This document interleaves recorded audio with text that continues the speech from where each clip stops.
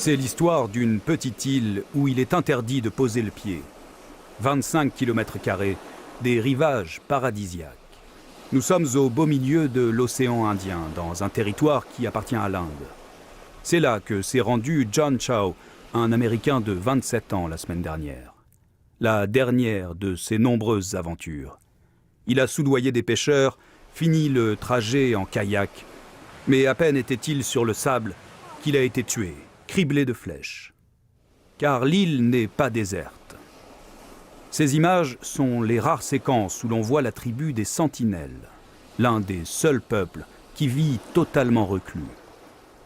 Jusque dans les années 90, le gouvernement indien a tenté d'entrer en contact, à chaque fois la même hostilité. Ils seraient les descendants directs de populations parties d'Afrique il y a 60 000 ans. Après le tsunami de 2004 en Indonésie, des gardes-côtes survolent l'île pour voir si la tribu a survécu, ce qui donne lieu à ce face-à-face. Un homme qui tente d'abattre l'hélicoptère avec son arc et ses flèches.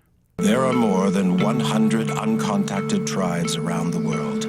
Selon l'ONG Survival, il est essentiel de rester à l'écart pour leur éviter des maladies. Quant au touriste américain qui vient de payer de sa vie une tentative de contact, c'était déjà arrivé, comment est-ce qu'il a pu croire que ça se passerait autrement?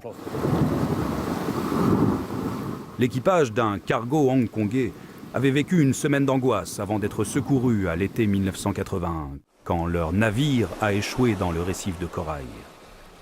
Le seul contact positif remonte à 1991, quand un anthropologue est parvenu à leur offrir des noix de coco. Depuis, plus rien. 2 pêcheurs avaient été tués en 2006.